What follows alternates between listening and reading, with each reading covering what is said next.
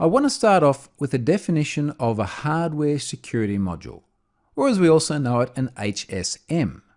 Now traditionally, these were pretty serious pieces of physical infrastructure, and as the definition explains here, they're designed to safeguard things like digital keys, and obviously they're stored in a very cryptographically strong fashion with appropriate authentication and authorization controls.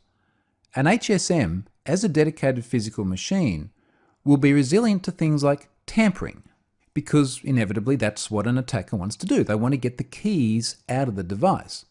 But the HSM is designed with the express purpose of storing them in a cryptographically secure way. But these are serious pieces of gear. They're enormously expensive. And what tends to happen in many organizations is things like digital keys are insufficiently protected. They may not be cryptographically stored, and they may be accessible by too many people. However, let's have a look at what we can do when we move into the cloud and use a feature such as Azure's Key Vault. In a Key Vault as a service model such as Microsoft provides with Azure, we can have this concept of security operations, so someone who is actually in charge of the keys. This is not going to be your developer or someone in the role of actually building software, but it's going to be someone whose express purpose is to look after this valuable asset. Now, of course, we'll still have the developers and the IT pros, so the people that are building and deploying the software. But when we have a Key Vault model where there's a dedicated security operations group that maintains the keys, then the developers and IT pros never actually need to see them. They focus on what it is that they do well, but they never see the keys, and that means they never see the data that the keys protect. Now all of this is auditable as well. So we'll have someone here that can actually go back and review who has access to those keys and is it compliant with the appropriate data security standards.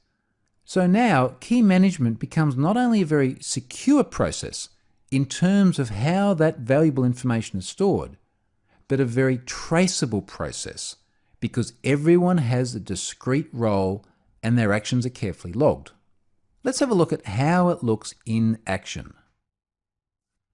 There's quite a bit going on here, but in a nutshell, we're looking at how SQL Server running in Azure can use the Key Vault in order to protect the keys that are used to unlock data at rest in that SQL database.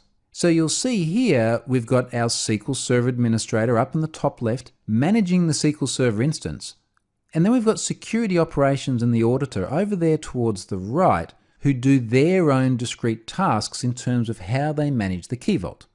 That SQL administrator configures the database to be able to communicate with the Key Vault, but they never see the keys themselves. This is the premise of the Vault, the ability to make sure that only the right people get access to this very sensitive data.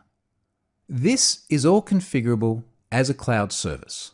It's a measured, on-demand self-service that's rapidly elastic. It adheres to all those usual characteristics. And they're all things that the traditional physical HSM on-site never did very well. So now we've got this situation where organizations that never would have had an appropriate strategy have easy access to doing it the right way.